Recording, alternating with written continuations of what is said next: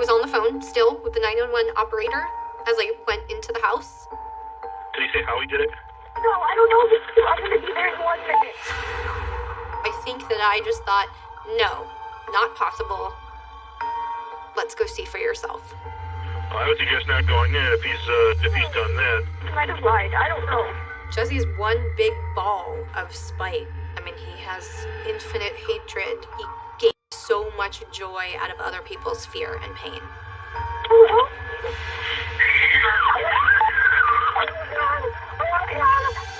Bad people exist, and I happen to be related to one of the worst people I know.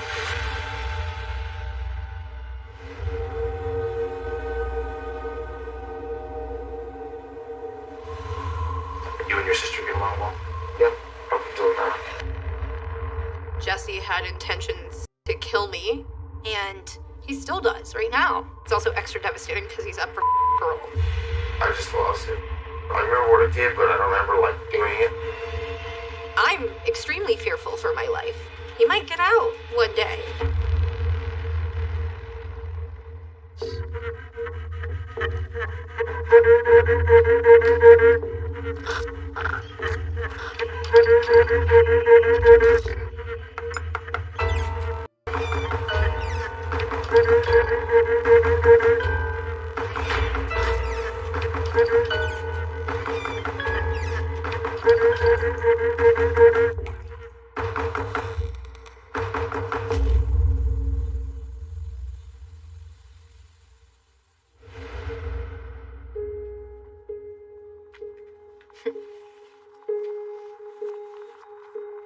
This is a picture of Jesse, who is 3 years older than me, in preschool.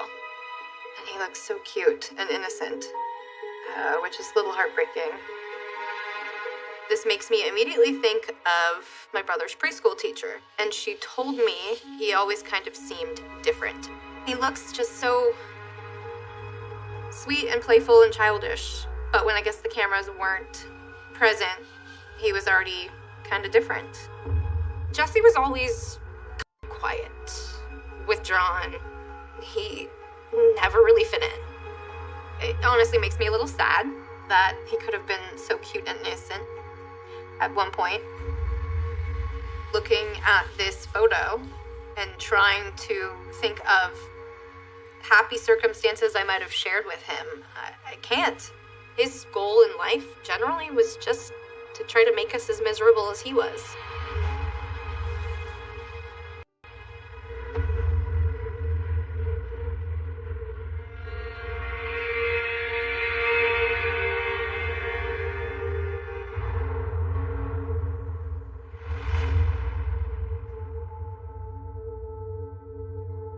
My mom had one of the hardest moral compasses I have ever encountered in my entire life.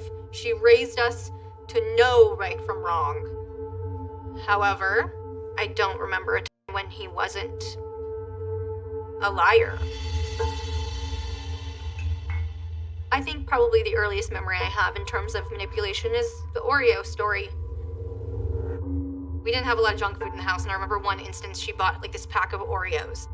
Jesse, Amy, come here, please. And I remember Jesse being probably 8, maybe 9, and he ate almost the whole pack in one sitting. Who ate all these? And through gritted black teeth, Oreos full in his teeth, he said that I had eaten them. Jesse, I see the crumbs in your teeth. Mom made it a very strong point, though, to tell us, hey, if you lie to me, I won't be able to believe you. It'll be like the boy who cried wolf. And he just wouldn't step down from that lie. I only had one. She ate all the others. Jesse absolutely knew right from wrong. I'm not lying. I think that he almost got off on knowing his actions were wrong and that he was getting away with them. Fine. He taught himself to do whatever he had to do to get whatever he wanted. Go.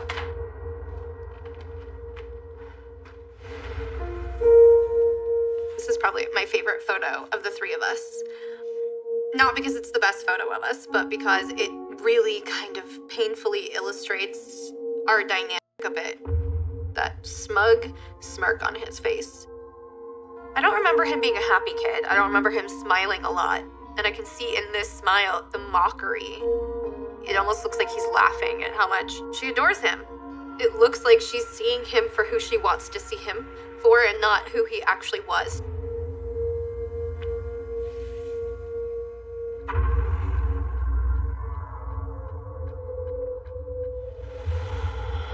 I was in 4th grade and he was in about 7th grade. Things were absolutely already tumultuous in our home. He would pick a fight about everything. Chores, food, mess. It doesn't matter. There was a constant fight. And the very first violent act he executed was punching a hole in the wall in our house. There were so many holes punched in the wall, probably 10 or 15 holes this deep in our walls. And we would worry he'd hit us. He'd punch a hole and say, "That could be your face." Why was he full of so much anger? We tried to make an excuse. We tried to figure it out. Jesse, what is going on? Nothing. And sometimes that excuse could be my dad's absence. My dad left my mom before I was born. I really do think Jesse never got over the feeling of being abandoned from my father. But there are plenty of fatherless children who are still fully functioning adults. You have to stop this. Or what? And I think he allowed himself to get more and more angry as the years went on because he always thought things should have been easier for him. Go to your room. I think that is his very first excuse towards the path that he chose in life.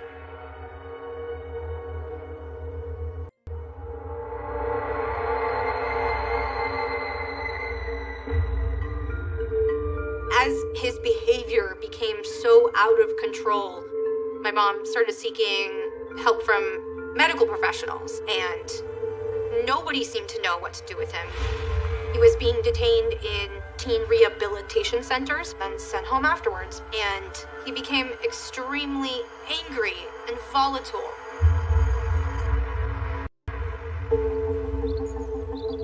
One day, I remember there was a knock on our door randomly, and my mom answered, and there were just some people in suits. They told her they were from CPS, Child Protective Services, and they needed us outside. So they pulled my brother and I outside. I just need to ask you a few questions, okay? I knew something was wrong. I knew something was weird. This wasn't right. They were asking me questions like, "Does your mom ever hit you?" Has she ever hurt you guys? No way. My mom was my best friend. No, absolutely not. And you know, they were like lifting up my shirt, checking for bruises. And I remember like neighbors peering through their windows.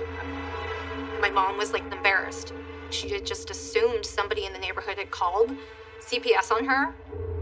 But I remember looking over at Jesse, and he smiles at me. And it wasn't just like a, "it's gonna be okay" smile. It was like a very sinister, dark smile. Is there anything you need to tell us? He was just gaining way too much pleasure out of these people questioning us about her. Amy. And it made me think that he had caused that day's occurrences, like wanting to turn my mom in for something that she didn't do. As soon as he sensed somebody wanting him to behave in a certain way, he was determined to do the opposite. And that was such an awful day for me. Such an awful experience. After CPS left, I remember Mom hugging us both, and then we never really spoke about that day again. Okay. Mom always wanted to believe in the best in everybody, but especially her own children. But when I look back at all of Jesse's actions, I see that Jesse's capable of almost anything.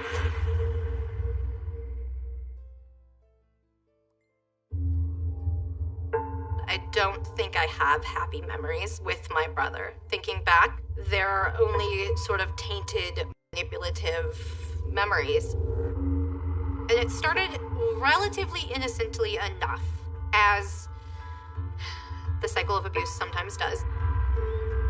Money was tight. My mom was a single mother, and I remember one year, I think I was in 5th grade, she had bought me a yearbook, and I begged her. It was like $200 for the yearbook, and I got that yearbook, and I saw my picture, and I hated it, and I scratched my face out of it. you doing in here? Nice picture. And my brother found it. And oh God, he was like, she's gonna kill you. You just wasted all her money. Mom is gonna lose it when she sees this. Made me feel like she was gonna be severely disappointed in me, and I believed it. Jesse, please. I won't tell. But you have to do something for me. So he blackmailed me to stay home from school. So I did. He starts blackmailing me to do different things like sexual acts in front of him. He would make me undress in front of him, insert objects inside of myself, and he would keep those items as like totems. You know, he actually never touched me sexually.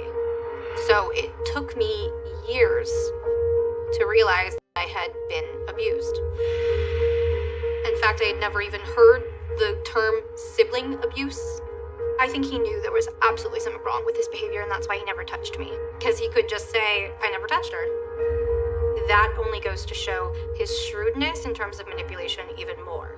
He gained power and happiness from seeing my misery. A few months after the worst parts of it actually all ended. I clearly remember one day we were in my mom's room, all three of us, and Jesse wanted me to do something for him. I said no, and he simulated having me wrapped around his finger. He twirled his finger around the other one, and my mom saw that action, and she asked him what that was about. What is this? And, you know, we both kind of froze. It was like, wow, what am I gonna admit in this moment? Amy, what's going on? He's telling me I have to do whatever he says. And all I did say was, he's been blackmailing me for something, and that means he's got me wrapped around his finger. And she made me tell her. I showed her my yearbook. Didn't tell her anything else. I was sure that I would be grounded for the rest of my life, but she laughed. Because of this? She said, I'm sorry. You thought I would have been that angry about something like that. Amy, come on, that is nothing. That's when the sexual abuse stopped entirely, but also when he realized that level of power that he had over me was gone, that's when he started resorting to more physical measures.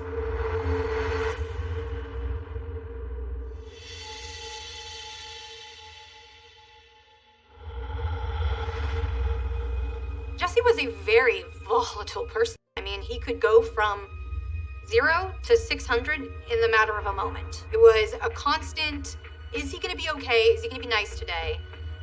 Or is he gonna make my life miserable?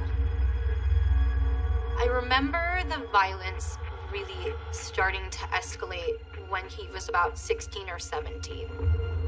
I remember I was making myself lunch, I was in the kitchen, and out of nowhere, he just came up behind me and solidly, swiftly kicked me in between my legs. I can't even describe the pain. It radiated through my pelvis for days. I remember hunching over and crying immediately and just looking up at him like, why? I remember my mom was in the room and she was like, what the Jesse, why did you do that? I was just curious. He just said, I just wanted to see if it hurt a woman to be kicked between legs. That was his excuse. Get out of here. Now, go. You okay?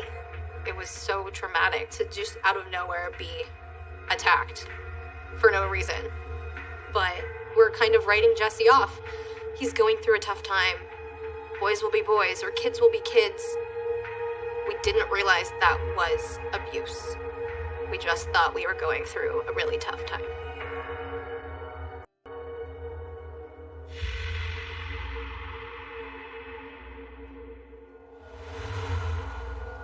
Not only was Jesse increasingly violent and increasingly volatile, but he also had this penchant for darkness and death. I can remember one instance in particular. Out of nowhere, Jesse asked Mom if she had ever seen a dead body. Have you ever seen anyone die? And she admitted yes, she had. Unfortunately, yeah. It was horrible. And he goes, well, like, tell me details. And, was it bloody? Wait, are you serious? What happened? When he asked her, I could see her reticence. I could see she didn't want to talk about it, but she explained how there was a party in the neighborhood. And somehow, some of the kids found a gun and started playing with it. The teenagers had decided to play Russian roulette. And the parents, gunshot, ran over, and my mom said she saw one of the teenagers had shot himself. And, Jesse was just like, what? Tell me more. I mean, he asked her, like, blood everywhere? What color were his brains? Was it in the head? Did his head explode? Okay, don't be disgusting. We are not talking about this. I knew in my heart, and she knew in her heart, I could see it in her face, that it was like confirmation that he had this twisted obsession with all things dark and dangerous. And she ended the conversation right there. I said we're not talking about this. We never talked about it again, to be honest, and I really wish I had with my mom. Jesse was very manipulative, so I truly believe he made her think that he would change. But unfortunately, that is not the way things played out.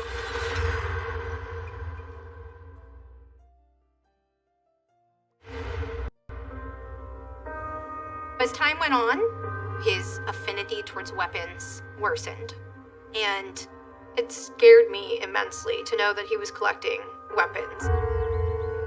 Jesse would go online and obtain really almost anything he wanted. I remember him coming home with swords. He definitely had a gun, at least one. And my mom really didn't know some of the extent of things. She didn't know he had guns until he shot me. And I remember just walking into his bedroom to say something. I don't know, I wanted to ask him a question. Hey, have you seen my CD player? I can't find it. I looked at him, and he pulled from his side a gun that was all black, and like my heart stopped. I remember standing in his doorway, and he's aiming a gun at me. The look in his eyes, he got too much joy. He was smiling. He was happy seeing the fear in my eyes. It was like he gained so much joy out of other people's fear and pain. I remember thinking, holy shit, you're about to die. Get out of his room. Get away from him. When I turned away from him to get away, he shot me. And I felt an immense pain in my buttocks. And I realized it was a BB gun that he had shot me with. What the hell? Oh, don't be such a baby. Afterwards, he definitely tried to write off his actions as like, oh, I was just with you. I was messing around. It's brothers. Brothers will do that kind of thing. But his actions spoke much louder than his words. There was absolutely no remorse from him. That was one of the scariest moments of my life. It was awful to live on eggshells, but that is exactly how I lived in that house. It was part of his fear tactic to make sure we knew we weren't really that safe under our own roof.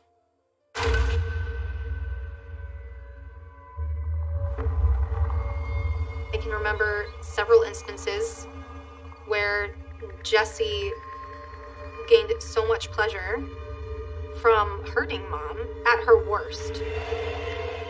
She had ankle problems and back problems, which left her wheelchair bound for majority of the healing. Can you make me some tea? Maybe later.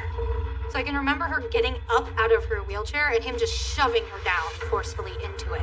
Just stay there. I said I would get it. Stop! He hit her. She couldn't lift herself up and he had left. I would hear her shouting and it would be her calling for me. Amy? It was horrific to see her in so much pain. Are you okay? Yeah, I think so, yeah.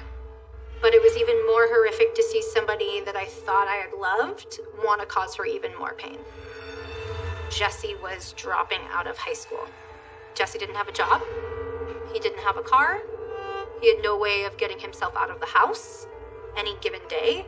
And Mom was bound to the house at the same time. And he was put in the position of taking care of her. You can't keep letting him do this to you. He was angry that he was now stuck at home with my mom, and their relationship just worsened. She would call the cops. I remember the cops came to my house probably upwards of 20 times.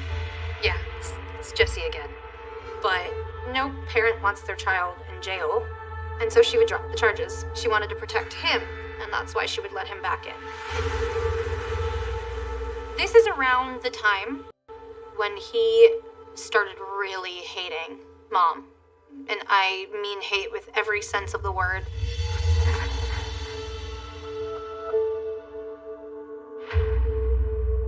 I was finishing up high school, heading into college, and it got so much worse and so much more violent when Jesse knew I was not going to be home for a while.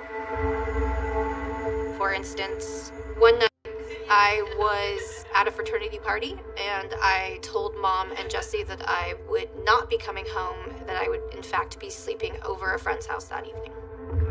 And I remember after like 3 hours or so, going back to my purse and checking my phone just to see if anybody had called. And there were just 20-something missed calls in the last hour or so from my mom. I'll be right back. Okay. That left me a pit in my stomach. My first thought was something awful had happened. I immediately called back, and Mom picked up, crying. What happened? Is everything okay? And she said, well, I need you home. Jesse attacked me. He grabbed an aerosol can and a lighter and sprayed fire at me. Well, did you call the police? Of course, I believed her. I just didn't want to. And I remember Mom kicked him out, and we talked about what we were going to do with Jesse, and if we'd allow him back in the house. You can't keep taking him back like this. Whenever Mom and Jesse would fight, it always ended with him coming to me and expressing the desire to watch her die. Stay where you are. I'm coming home. He'd say, come on, let me just run to Mexico. I'll kill Mom. You split the money with me later. That conversation wasn't one conversation. It was probably 20 conversations. At the time, I did not think he was serious. I never realized he would act on those threats.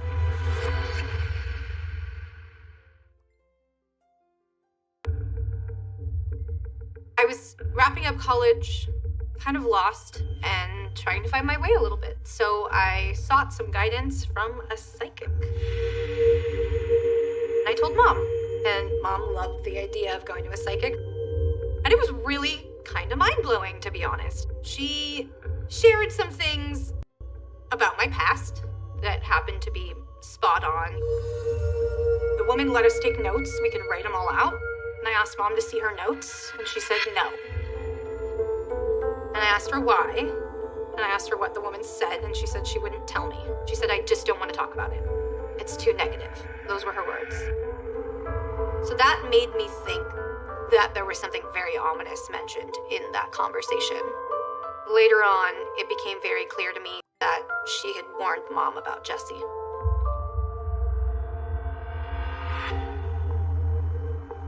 I have to talk to you about something. Okay. It was not long after, she said, she had just named me the sole beneficiary of an accidental death life insurance policy. I'm afraid he might do something. I knew she had several. You know, she had a heart attack policy, she had a cancer policy, but this one was the only policy that covered murder and did not name my brother as a beneficiary. Mom, that's crazy. I'm sure he's not. I don't know. I can't even imagine having that conversation with one of my kids. I could see she was sad. She was kind of just facing a reality she thought could very well happen. It was clear how fearful she was of him. I'm just overthinking. But as she's telling me this, I'm in complete denial. I had no clue. I had no way of knowing or truly believing how bad things could get. Mom did, but I didn't. Hey, don't worry. Nothing is gonna happen.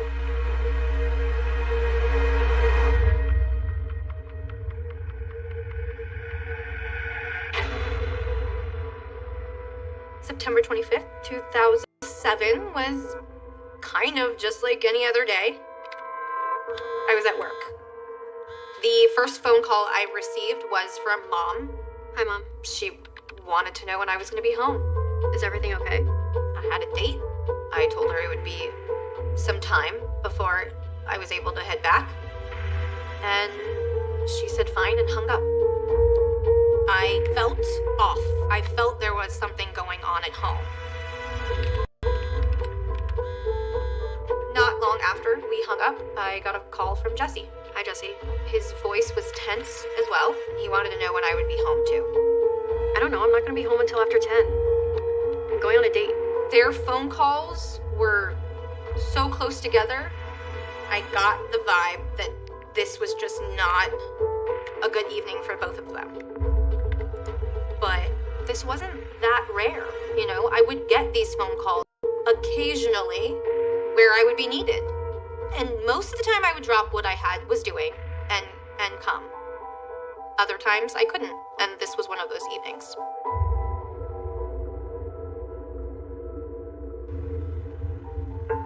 Fast forward about an hour or two, I'm on the date, and although I probably wouldn't normally pick up the phone, I think the previous conversations I had with Mom and Jesse had left a pit in my stomach. And when Mom called me again, next, I picked up. I'm sorry. I have to take this. Mom, she wanted to know when I would be home. I told her it would be some time still. I asked her if everything was okay. She said fine. Again, I said okay, bye. Is everything okay? Yeah, it's just family stuff. So, where were we? Within a few minutes of getting off the phone with Mom, Jesse was calling me again. Jesse, I can't talk right now. I can remember his voice. It was so tense at that time, and instantly very gruff. What are you doing? What are you up to? And I told him I was on a date. No, I'm still out. Well, let me know when you're on your way home. And that was our conversation. Basically, he hung up on me. And that was the moment I knew very clearly something was absolutely wrong. I tried to focus on my date, but I could not ignore the nagging sensation that something was wrong. I think I have to go. I left my date, and I started home with this big pit in my stomach. So I called home. Come on, Mom, where are you? And Mom did not pick up. And that was kind of weird, especially since it was like 10 o'clock at night. So I called Jesse. Hey, Mom is not picking up. This is very weird. Jesse, do you know where Mom is? And at that point, Jesse told me not to go home. I was like, what are you talking about? Of course I'm going home. It's 10 o'clock at night. Just don't go home. And he hung up. So I called him back again. And he said, I told you, don't go home. And I said, why, Jesse? Come on, like, enough. And he said, I killed Mom. And I think I remember screaming and saying, no, you didn't. I told him to shut up. I told him not to lie to me. And he said, no, I killed Mom. And he hung up and he turned off his phone. I thought to myself, you can go home and see if he's lying.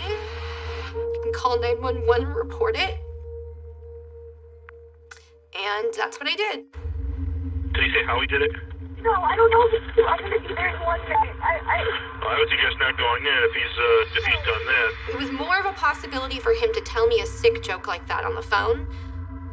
Because that had happened millions of times, right? Just to see a reaction, you know? So I think that I just thought, no, not possible. I'm hoping to God he was lying. I'm sorry if he was. He might have lied. I don't know. I was on the phone still with the 911 operator as I went into the house.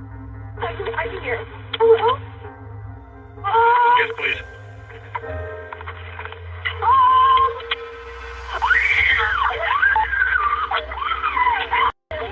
I looked to my left, into the kitchen, which was her favorite room, and that's where I found her. She was lying on the ground in a very large pool of blood. Man, what's going on there? Okay, I've got the fire department on their way. I saw that her hand was outstretched, and just out of the reach of her fingers was the phone. She was trying to get help. What I want you to do is to step outside the front door. Oh my god, I'm so loud. And on the off chance that she was still around, her spirit, even if she was just hanging on by a thread, I leaned over her and I hugged her and kissed her and I told her I loved her, and then I ran out.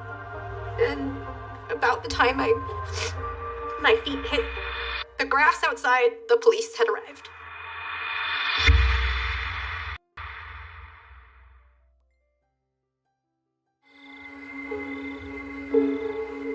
Probably around midnight or so, everybody that had amassed outside of our house migrated into my neighbor's home. I don't remember faces. I don't remember, even seeing details. I just remember very tall sheriff's department deputies telling me that Jesse had, after killing Mom, had upstairs, washed himself off, changed his clothes, and fled. Amy. What happened? Did you find him? He had called a friend for some help. He told the friend he did something really bad, he needed help, and he needed a ride to Mexico. He was arrested.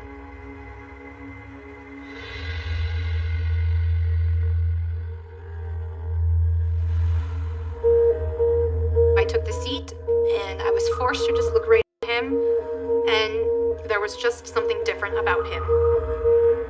He looked purely evil. I mean, truly maniacal. How you doing, sis?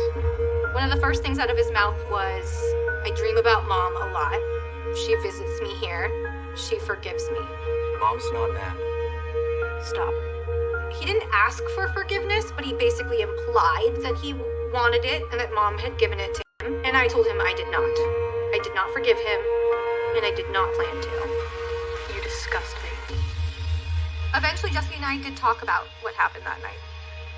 He was making a sandwich at the counter, and Mom asked him if he would clean up after himself. I was by the kitchen sink making a sandwich, and I was cutting up cheese, and my mom comes down, and she screamed at me, and I told her, relax, and she slaps me, and I just lost it.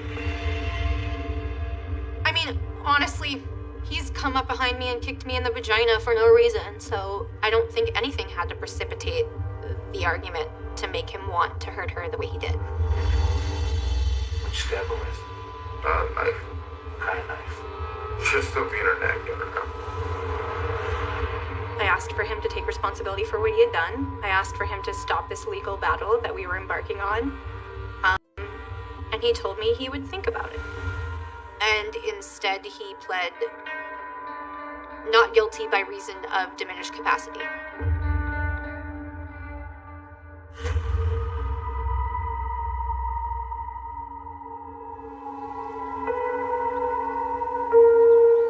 Jesse dragged out the legal process of our attempt to convict him for years.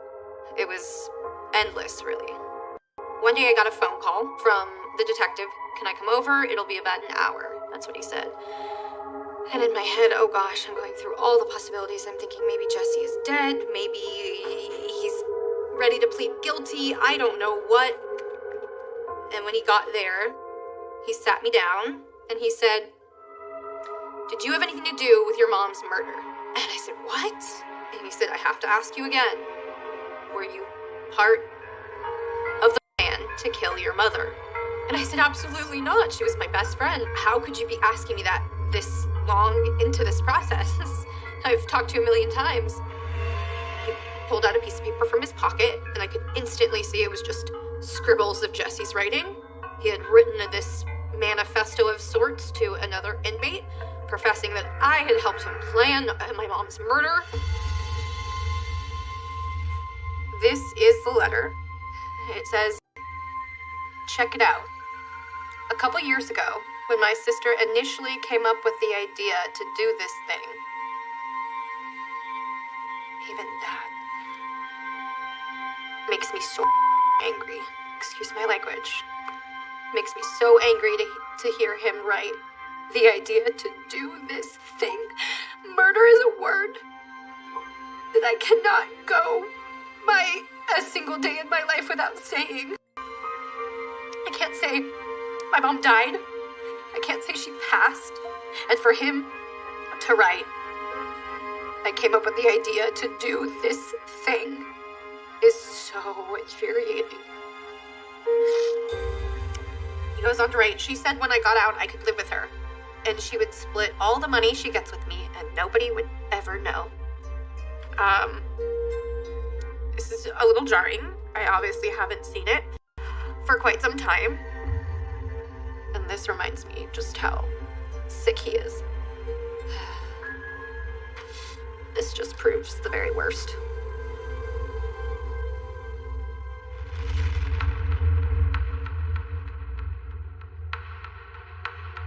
There's something else I should warn you about. The detective explained that Jesse had asked the inmate to kill me. Excuse me?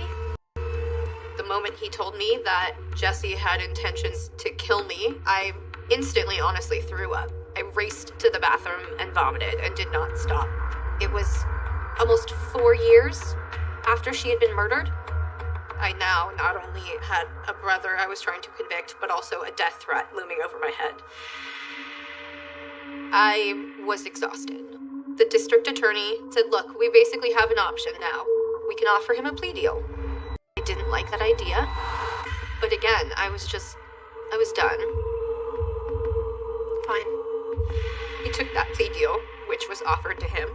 The plea deal was second-degree murder, and he was sentenced and given 15 to life.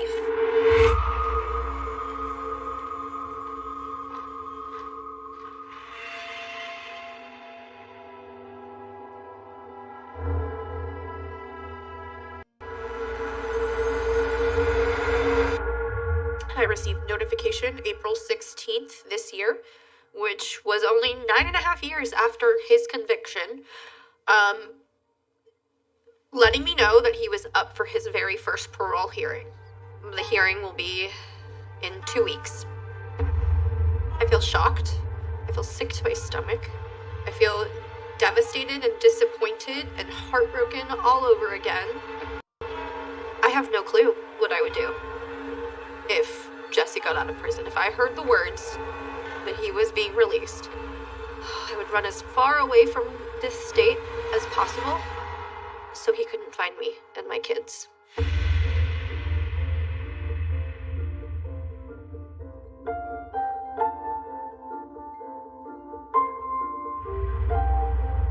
That morning, I think I just woke up with a sense of dread and also a sense of prepare for anything. The hearing was officially the first time I saw my brother in about 10 years. And he was staring right at me, and he said hello, and it made me sick. One of the first things he said was that he has stabbed over 90 people since getting into prison.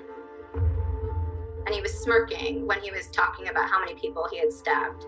And at that point, he chose to recite my address and then tell me that he could have my whole family and myself killed if he wanted to. It was really shocking and gutting in that moment. And he kept, at that point, going like this, crossing his thumb actually, across his throat at me. When the hearing was complete, the outcome was officially that we would be returning to the hearing room and another parole hearing in 2 years. I have my own life sentence that I'll do this until he dies, I die, or he gets out. Victims like myself, we shouldn't feel like we're given a death sentence after we've experienced murder. I think that we should be given some sort of peace.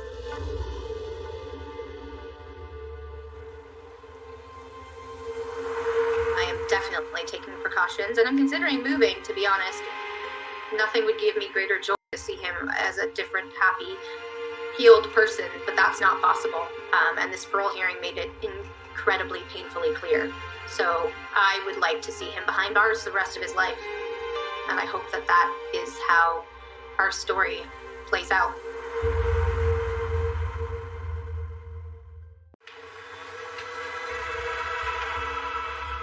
I do not believe my son is evil at all.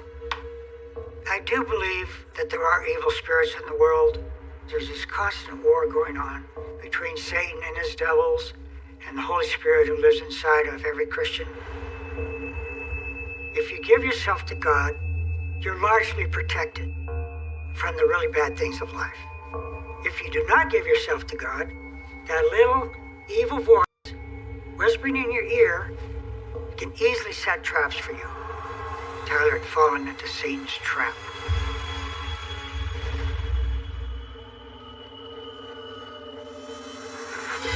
I grabbed all my stuff. I put a bat in the car. I grabbed, the extra set of clothes. I grabbed my Beretta. I want to make it impressive. Satan is always plotting spiritual warfare against us. His goal is to create as much harm as he can to each of us as he can get away with. And if you don't have a good connection with God, you're vulnerable. Well, you pray before going to do something you shouldn't do. I don't know. But we prayed that maybe God would make the best of it. My son has done a very terrible thing. He now is going to deal with some very terrible consequences.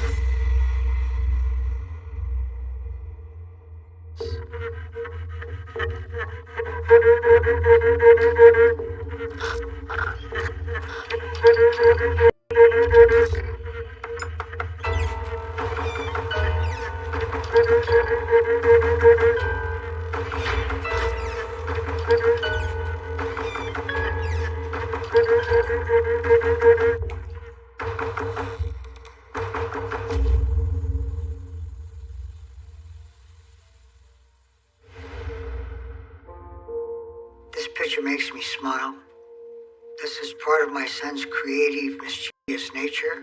He'd gone into my daughter's bedroom and got out her dark pink lipstick and proceeded to just smear it all over himself. We saw a lot of this kind of behavior over the years, just doing crazy things. I was proud of my son for the odd little things he would do, because it meant that his creative side was working pretty well. But this willingness to disrupt and to get into trouble always seemed to be there. We typically believe that both the evil angel and the good angel are whispering in your head, trying to get you to do different things. Choose good or choose evil. And he was a little more willing to do the bad things.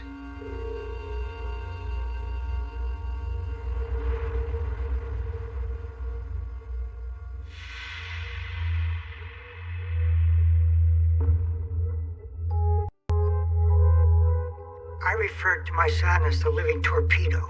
He was always getting in trouble. There was an instance with my son when he was very young. My first wife had gone out to some church event that night, so I was left to babysit. And so while I was on my computer, I could hear all this commotion of things being knocked off tables. I thought, well, you know what? I better investigate. He got over to the table where the clean laundry was sitting, and he just threw it all on the floor, and he scribbled all over the table. He took baking soda, and he just dumped it in the kitchen floor. Then he took salad dressing, and he dumped the salad dressing on his toys. I think it was just normal kid stuff, but there was one thing for sure that was very distressing to me. We had a big 55-gallon aquarium.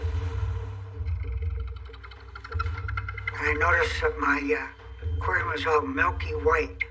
One of the two fish was floating dead on top of the water.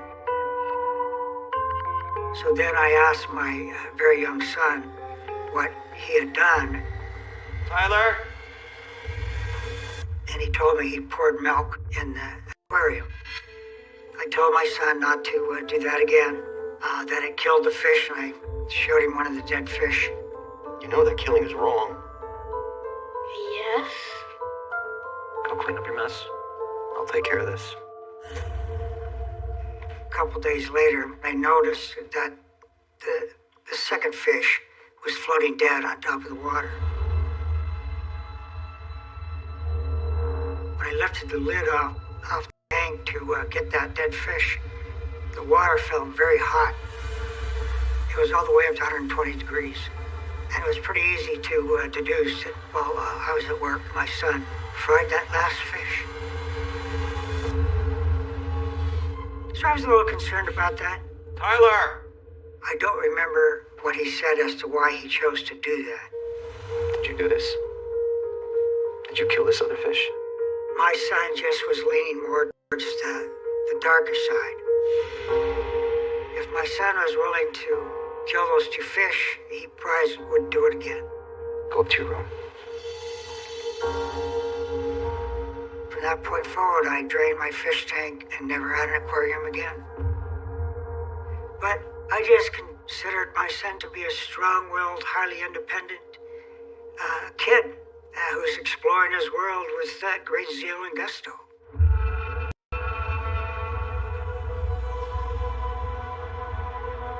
In 1989, I had a very bizarre encounter with the demonic realm with my son.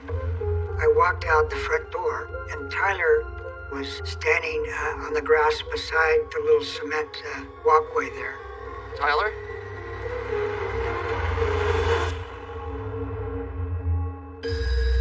He looks up at me, and he's got this white froth all over his mouth and chin, which I've never seen before on my son. And he says, "I hate Jesus. I want my cat to pee on Jesus." This was a very disturbing voice. It was not my son's normal voice. A very deep, guttural kind of a voice. My son tells me that there are 2 bad kings in the backyard. That they hate me, his father, and hate his mother.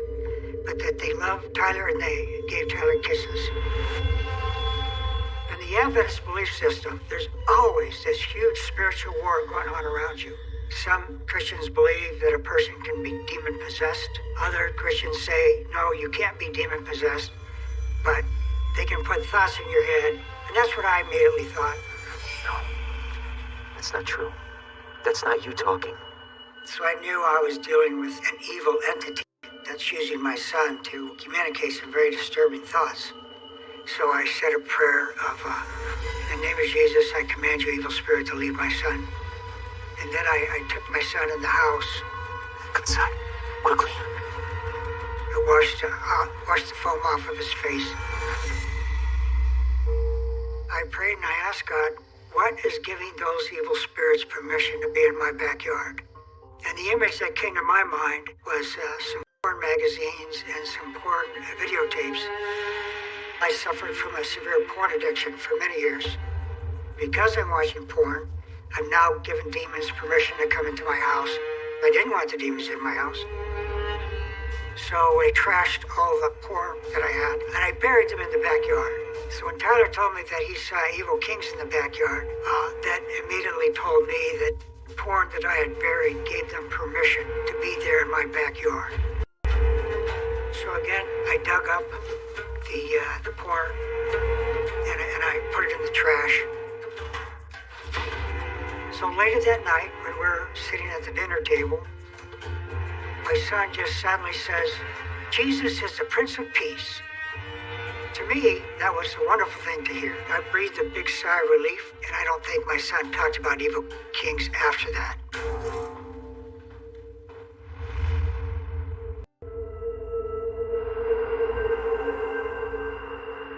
When my son was around 10, we had a very disturbing instance with him. My daughter was 6 years older than Tyler, and my daughter had a young man, and my son did not like him. He just felt he gave off a very bad vibration. Tyler was protective of his sister. So my son took a knife and chased that young boy down the street to get out of our house. And he didn't come back after that. Fortunately, nobody got hurt. I wasn't there when it happened. What's going on out here? And I talked with Tyler to stop. Don't do that. That's dangerous. You can hurt yourself with that other boy. Do you even understand that? But I just kind of dismissed that. I didn't think much of it, except Tyler's being very protective of his sister. looking back now, the fact that he had that kind of violence in him was very troubling. That's some very serious and very dangerous behavior. What terrible thing's going to happen next?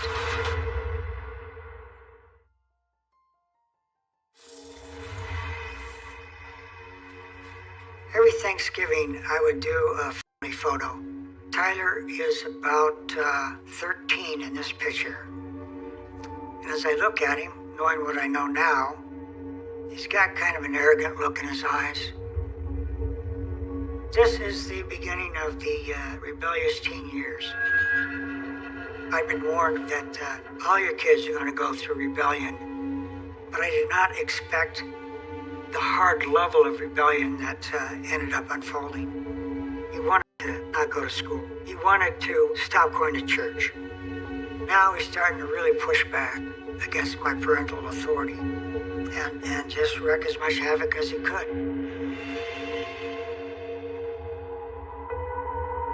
It was Sunday, and my son was refusing to go to church. I said, come on, Tyler, let's get going.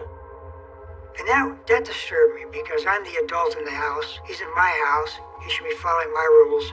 The church is important to me as a family. But he just stubbornly put his foot down and said no. I'm not going. So he's sitting on his bed with the pocket knife in his hand. And he's opening it and closing it. Opening it and closing it. Just kind of looking at the floor. You know the rule. I already told you. I don't care about your stupid rule. He was making it very clear to me that he was very willing to do violence. And I was very troubled by that. And I said, I just rebuked the evil spirits in this room in the name of Jesus. God's name, I command you to leave this place. He just looked at me in disgust. I just let him sit there. My first wife and my daughter and I, we went to church. And from that point forward, my son refused to go to church with us. So I just accepted that's how it is. I can't force him. I just felt Tyler was going to go through some very difficult times without God, because in the back of my head is all this demonic spiritual warfare going on. So if you don't have God helping you, you're screwed.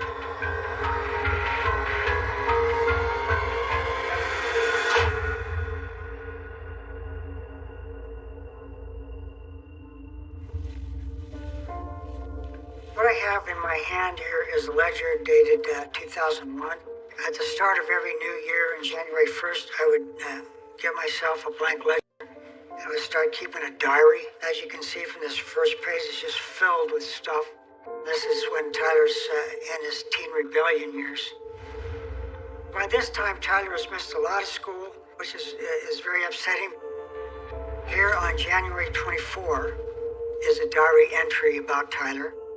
Yesterday, Nellie took Tyler in for a physical about us constantly being sick and missing school. The doctor said to Tyler, until you are 18, your mother owns you. He said next time he slept in, the mom should pour ice-cold water on him to force my son to go to school. So my wife told me this story. And then, of course, I told my boss at work, and they both said, absolutely, you should pour ice-cold water on him if he's not going to get up and go to school. And so that's what I did. February 14. I went into his room to see if he got ready for school. He was still laying in bed. And I asked him if he was going to go to school, and he said no. You're not skipping any more classes. And I said, look, you better get up and get dressed and go to school, or I'm going to go into the kitchen. I'm going to get a glass of iced water, and I'm going to throw it on you if you refuse to go to school. He just lay there. You think I'm bluffing? Fine. So he could hear me walking out of his bedroom, a couple steps to the kitchen. He could hear me getting a cup, hear me getting the ice water. And I came back, he's still laying in bed.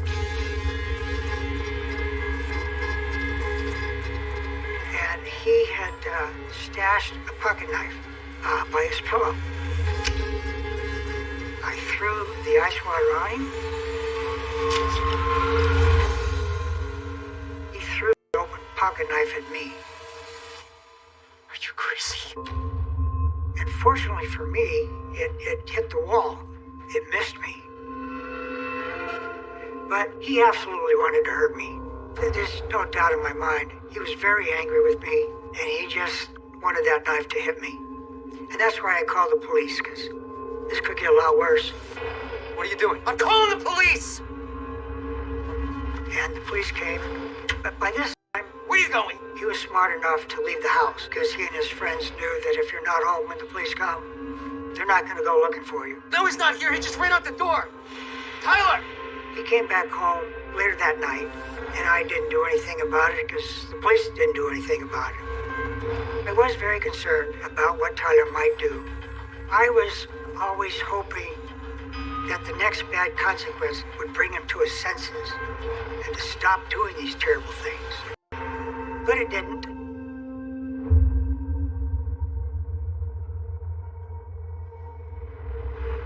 Tyler was probably around 15. And I came home from work. And he was walking around with a short sleeve shirt. Tyler. Oh, what's that on your arm? And I noticed on the lower part of his left arm, he had carved some looked like eyes. That was alarming, because that obviously would have caused pain. He used an X-Acto blade to do it. I said, "What are those?" And he said, they're demon eyes. You know, they help me see things." Which was very disturbing to me. Why would you do something like that to yourself? But it was another indication that Tyler preferred the path of darkness rather than the path of light. He was very cocky. He didn't give a rat's ass what I thought about it. In fact, he wanted me to be disturbed by things he did. I could tell from his expression that he liked my discomfort. I didn't know what I could do about that. We put him on the 72-hour hold, so the behavioral center had their experts trying to deal with him.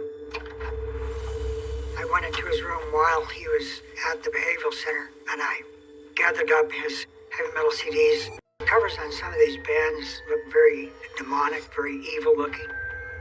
And so I began thinking that my son's heavy metal music has allowed stronger demons to be influencing him. I broke him in half and threw him in the trash. And so when he came out of the hospital, he was very angry about that. What are you doing?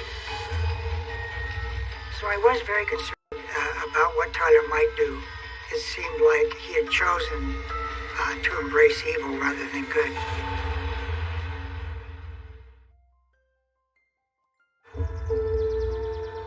My wife is an occupational therapist, and she's very big on counseling. So she would take my son Tyler and I to different counseling sessions. The counselor didn't have any beneficial effect on my son's behavior. And it was very disappointing to me how the police couldn't help, how the behavioral center people couldn't help, counseling couldn't help. I felt I did everything I could possibly do, and nothing seems to be working with my son. But I get impressions from the Holy Spirit to help me kind of understand the situation and what I should do. I saw this picture in my mind that Tyler was like the Wizard of Oz. My son is manifesting all this hateful, belligerent, rebellious, angry behavior, but inside, he's just a scared young teenager. He's just a little guy behind the curtain, who's weak and vulnerable, and I should approach him that way. And so I did. I softened my approach towards him. It would take away his Nintendo. At one point, I said, "You can't see your girlfriend until you go to school or stop doing marijuana." So we tried a variety of those things.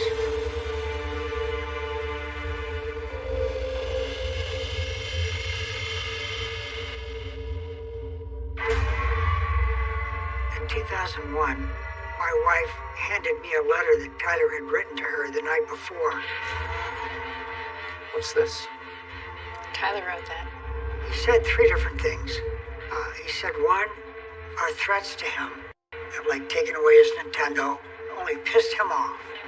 And he said that He wanted both me and his mother to die. If she was going to drive him to school, that he would grab the wheel and jerk it to make the car crash and kill them both.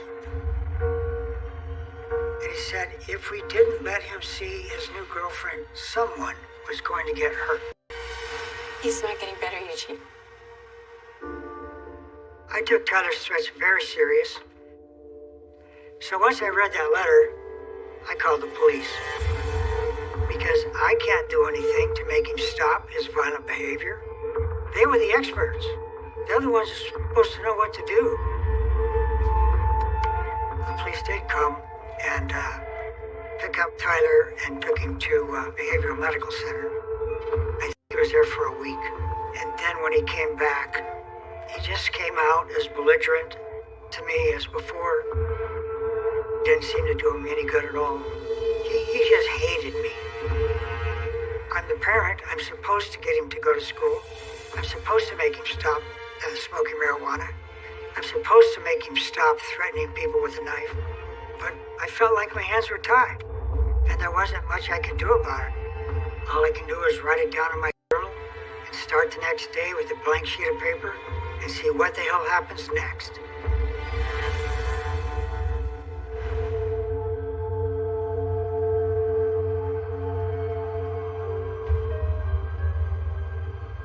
When he came out of the hospital, I did let him start seeing his girlfriend again.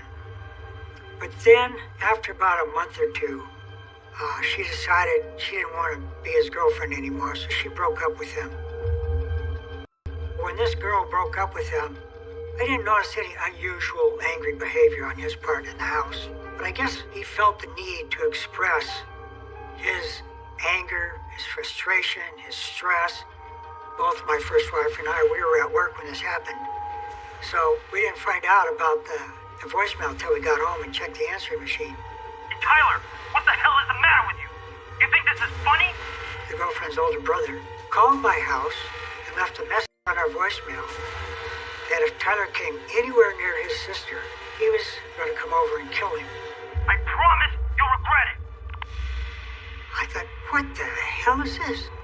Why is this guy having death threats against my son? So we called the police.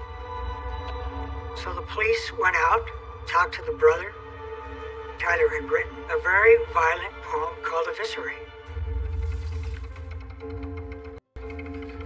They brought it back to our house to show us what Tyler had written. Here's what the poem says. Kill the bitch, the snitch, the witch, just to watch her lifeless body twitch, just to scratch my murderous itch. Her dying breath is my every last wish. Eviscerate, stab, gouge, and slice. It'll be so nice as to end your life. They should have never let me out of my cage, skilled with blades, filled with rage. I hope you fear the words I say. Someday you'll pay for your cold ways.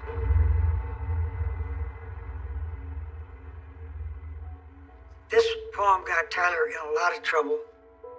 The poem was not as troubling to me as it was to his mother. His mother was very distraught over this. She couldn't comprehend this level of anger that was coming out in this paper. But I didn't expect my son to actually act on it. He likes to do shocking things. I'd done something similar when I was in the 12th grade in boarding school. I wrote poems like this.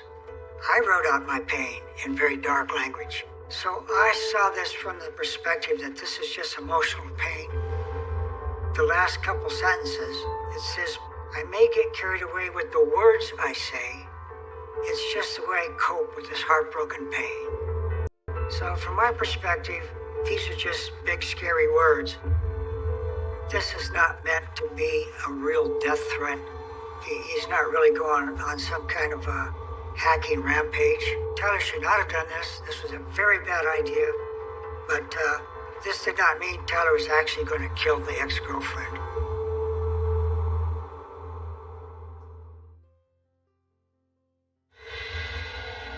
My son Tyler, there were periods of time when he was very troublesome to deal with.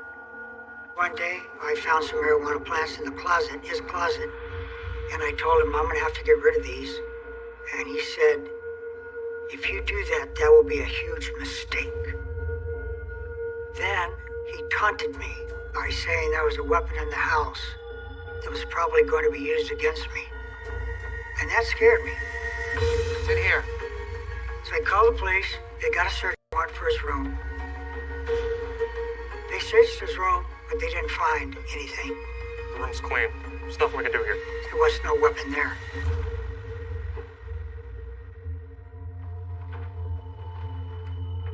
So after the police left, I thought, you know what? I bet he put that pistol in my bedroom just to piss me off. And sure enough, I checked behind the headboards, and there was a brand new pistol. So obviously Tyler was ramping up his willingness to be violent, and that was very scary. So I took the pistol, I took it apart into two pieces, the clip and the body, and I threw them in the trash can at work over the next 2 days, because I didn't know what else to do with it, and nothing came of it after that. He didn't say anything about it, I didn't say anything about it. So it was kind of a battle of wills. I thought, well, this is just one other miserable thing I'm going to have to write in my diary. And there are a couple places in my diary where I wrote, I hate God. Because God's not doing very much to stop all this crap. And I'm very frustrated by it. But if you're angry with God, who else are you going to turn to? So I just pray to God to keep my family safe every day. Hope for the best.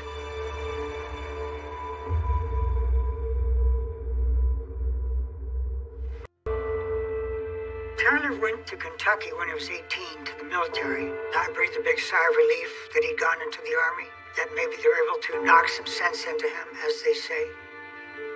And indeed, his behavior did get a lot better. When Tyler came back from the Army, he really cleaned up his life. He is a much better person. He's much easier to live with. He's much more responsible. Obviously, the Army has taught him some self-discipline.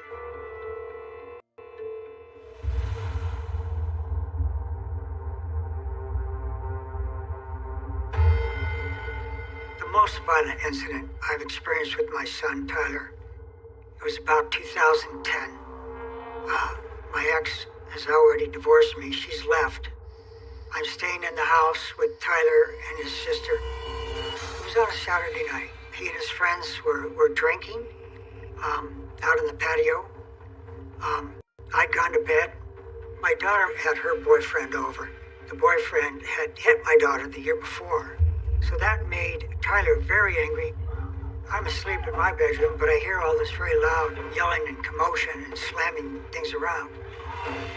So I got up, opened up my bedroom door, and I see that two of Tyler's friends had grabbed the boyfriend, dragged him out of bed, and they're now pounding on him. And they're beating on him with their fists. I see that, and I'm not going to allow that to happen. I ran over there and said, you get off of him right now. That's enough. All you get outside. I started to grab one of the guys to pull him off. Tyler is standing in the doorway into the hall. So he's seeing me do this. He takes a couple steps towards me, grabs a hold of me, and slams me against the hallway wall. And he pins my shoulders back to the wall. He's cussing, yelling, and screaming at me. What are you gonna do? Huh? What? And just all of his pent-up hatred for all these many years, he's just exploding with rage. He took his fist and he slammed it in the wall near my face. Once, maybe twice. I was quite scared. I didn't know where this was gonna go. It looked to me like I might end up with some broken bones or something. There's very little I could do about it. My son was stronger than I was. Come on, old man. Let's see it. Let's see what you're made of. And fortunately for me, one of the bigger guys who'd been beating up on the boyfriend turned to Tyler and says, Tyler, that's your dad. You can't talk to your dad like that. So his intervention caused my son to stop. That was a very scary night. I had no idea which way that was going to go. The police came out. But Tyler and his two friends involved in the fight had fled the scene, so there was nothing police could do about it. He asked my forgiveness the next morning when he was sober, which I accepted his forgiveness. I was always willing to forgive and forget. But did I think he was going to hurt somebody? Yeah, the potential was very, very high.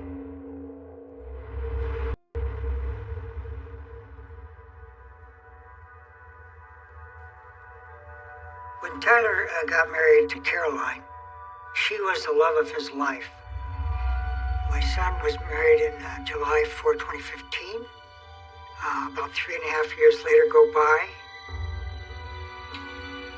After he got his college degree, he starts working for a computer company. So he's doing pretty well. He's making money. Things seem to be going great for my son and Caroline. But they were not going great. Apparently she's having intimate sexual exchanges on the phone and email to another guy. And Tyler knew about this. And we did not learn how bad the situation was until the evening of December 22, 2018. My second wife and I, we're watching a movie, and our doorbell rings about 10:45 at night. So I got up and went to the front door, and my son Tyler's standing there. I'm quite surprised to see him. Tyler. And then? I invite Tyler to come in. He said, no, he just wants to stand there at the door. It's very odd behavior. And I said, well, what's the purpose of this visit? And he said, I may have killed a man.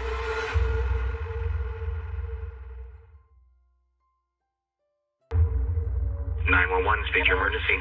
We heard gunshots, and the guy slumped over in the car, and the car's running. That's horrifying news. So, I said, well, what the heck happened? Then he told my wife and I that his wife is having an affair with a previous ex-boyfriend.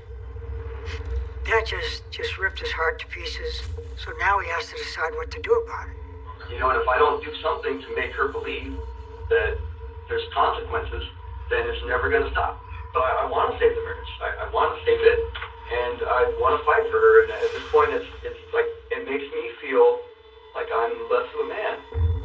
So Tyler used Caroline's phone, texted Justin, the ex-boyfriend that was having an affair with his wife Caroline, that Saturday afternoon, said, I'd like to meet you again. My intent was to set up a meeting, you know, somewhere where he thinks she's going to be there, and then suddenly I'm going to run up on him, you know, with a bat and kind of scare him. So I put, my husband's gone for the night. Do you want to meet me tonight? And then he says, tonight? So you're portraying to be her? Yes, I'm pretending to be her. Justin got the text, thought it was Caroline, agreed to the meet. Tyler said he went out to meet him. Walk up to his driver door, open it, and there he is, and he looks at me startled, and I have the bat with one hand. I just kind of swing it at his door, and he goes and grabs some weapon and tries like to jump out of the car. And so at this point, I'm like, oh, I'm not about to get shot or tased or whatever. He brought a bat with him to this meeting, but he'd also brought his Glock pistol. Grab my waist, and I pull my gun out, and I turn around, and he sees my gun, and so he goes to like duck back in the car, and at this point, I just lost it. I cocked it, and I just unloaded on the back of this car. He said, well, all you did was shoot at the car, so surely you must have missed. You weren't trying to shoot him. I still don't know if I hit the guy. I really hope that I did, and I'm afraid that I did. I don't know. I didn't want to. I mean, I wanted to hurt the guy, but I don't want to hurt the guy. I just want to make an impression on the guy. We said, why don't you come in, spend the night with us, and we'll contact the police in the morning. But he said no. He said he wanted to see his sister. We didn't try to stop him. So he left, told us that he loved us. The next day, I received a call from my daughter early in the morning, very emotional, that the police had come to her house and had arrested Tyler. That's how we found out about it. Thinking about stuff now, what would you have done different? Not get married.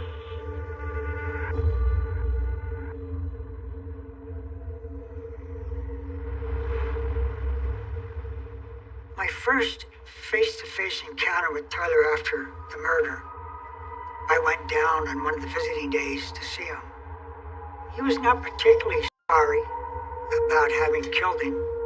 He felt the laws needed to be changed, that if a man has an affair with your wife, you as the man have the right to kill the man. He doesn't have any emotional impact that he's killed a man.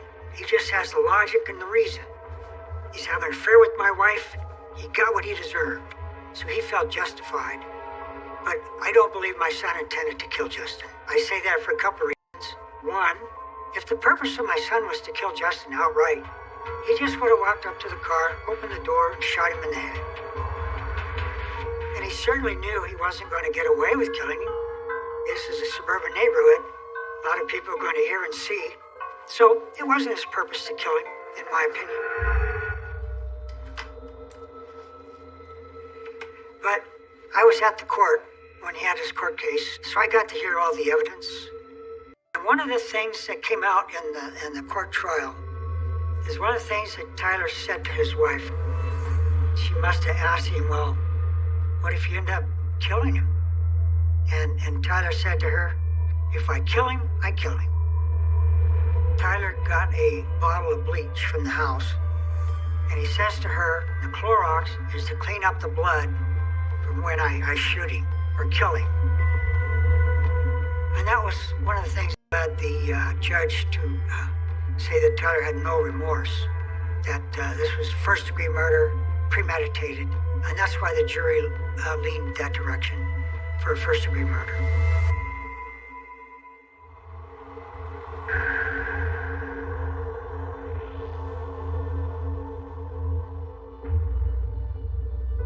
As I look back over my life and ask myself, what could I have done different?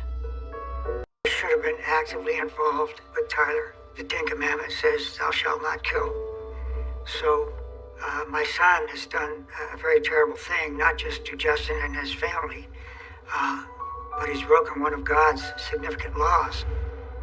I'm personally convinced that the demons, so to speak, had probably whispered in his ear to confront Justin and probably whispered in his ear to shoot him. So that was what I call Satan's trap.